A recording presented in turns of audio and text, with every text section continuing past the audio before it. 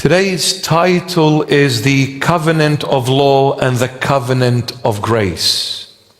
The Covenant of Law and the Covenant of Grace. And if we can have it on the screen, please. The Covenant of Law and the Covenant of Grace. This is our topic for this evening. I hope we can finish it all in today's session. I pray for that. Okay, where did this covenant, the covenant of law and the covenant of grace come from? When we look in the Gospel according to St. John, chapter 1, verse 17, John 1:17 says, "For the law was given through Moses, but grace and truth came through Jesus Christ." For the law was given through Moses, but grace and truth came through Jesus Christ. From this verse 17 of John chapter 1, we find that there are two kinds of covenants. Number one, the covenant of law, and number two, the covenant of grace. Covenant of law is represented by Moses being the first of the Old Testament prophets, and also by John the Baptist being the last of the Old Testament prophets. Moses is considered to be the receiver of the law. God gave Moses the law, also the Ten Commandments on Mount Sinai, and Moses wrote the 5 books of Torah, or the books of law, being Genesis, Exodus, Leviticus, Numbers, and Deuteronomy. So Moses is considered to be the receiver of the law, whereas John the Baptist is considered to be the one declaring that the law has been fulfilled as a law. So Moses receiving the law, John the Baptist declaring the law has been fulfilled as a law. That is the covenant of law. The covenant of grace is the covenant of Jesus Christ of Nazareth. All glory to his holy and mighty name.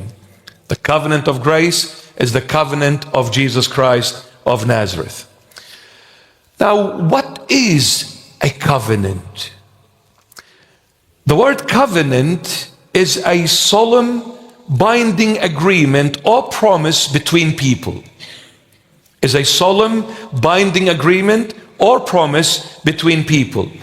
And every agreement takes place between two parties or more. But every agreement, it has to be minimum 2 parties, otherwise can't agree unless there is more than one. So that agreement is between 2 parties. When any of the parties involved are in breach of covenant, the covenant is broken or ruined. When any of the parties are in breach of that covenant is broken or ruined.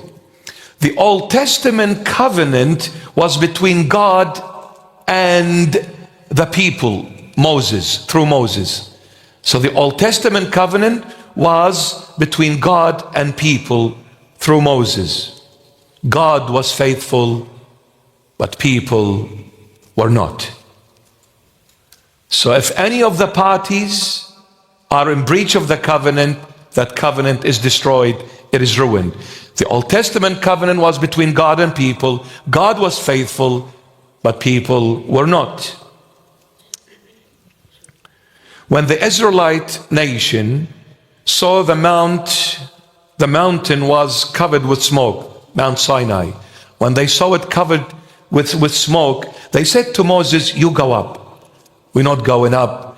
You know what? Your God looks like he's a consuming fire.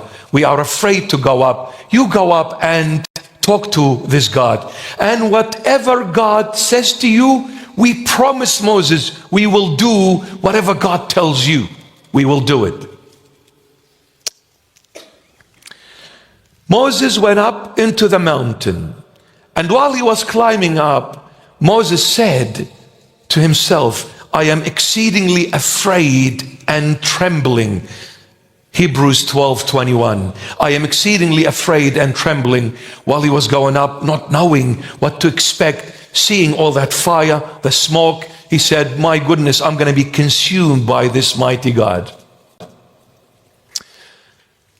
The people, or the Israelite nation, who remained at the foot of the mountain, they broke the covenant even prior to receiving it from Moses. What do? They made a golden calf and worshipped this golden calf. And they said, this is your God, O Israel, that brought you out of the land of Egypt. Exodus 32:4. Oh, this is your God, O Israel, who brought you out of the land of Egypt. This golden calf, this statue, man-made. Did this calf get you out of Israel, or was it the hand of the almighty living God of Israel? How quickly have you forgotten who got you out of Israel, and then you're referring it to this calf being that God that took you out of the bondage of Pharaoh and the slavery of Egypt? Incredible, incredible.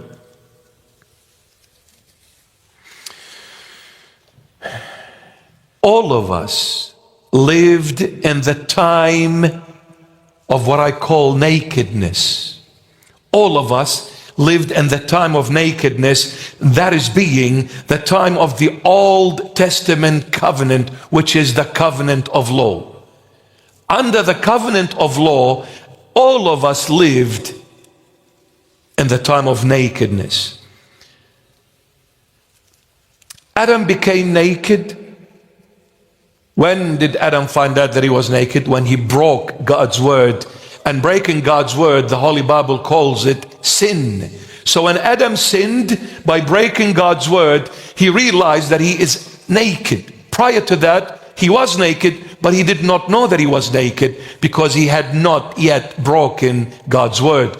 So Adam broke God's word and found himself naked, and he made us all naked with him because all of us were in Adam. So Adam became naked by breaking God's word and made us all naked. And humanity ended with God flooding the entire world at the time of the great flood. At the time of the great flood, because of the nakedness of the human race, i.e., because of the sinful status of the human race, God brought the great flood and cleansed the entire world from the human race.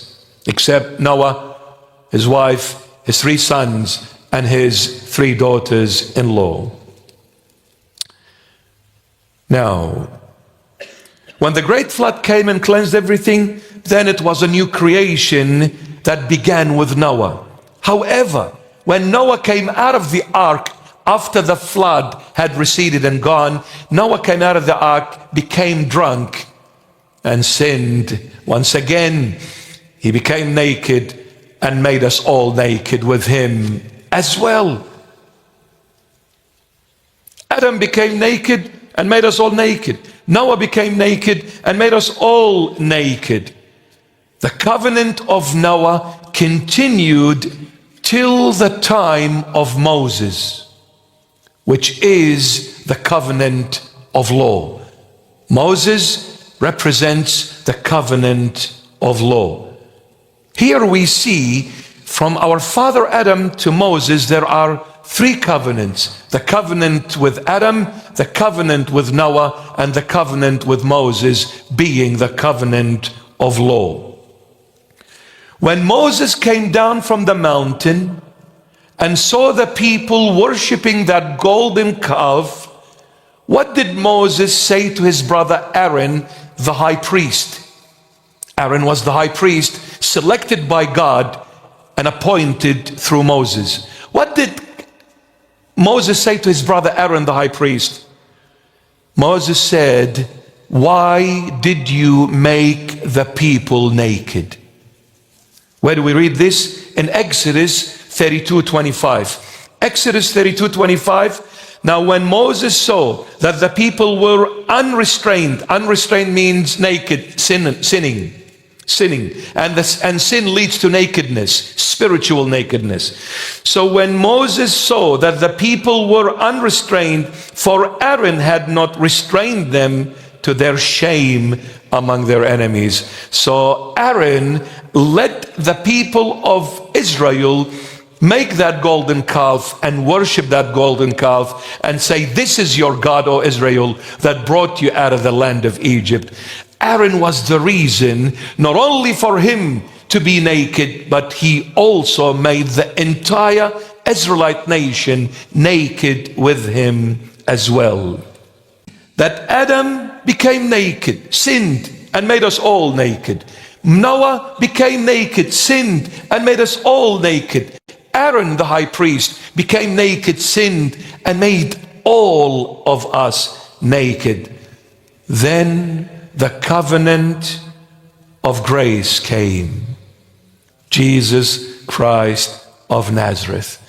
And when the covenant of grace came, that is Jesus Christ of Nazareth, what did the Lord Jesus do?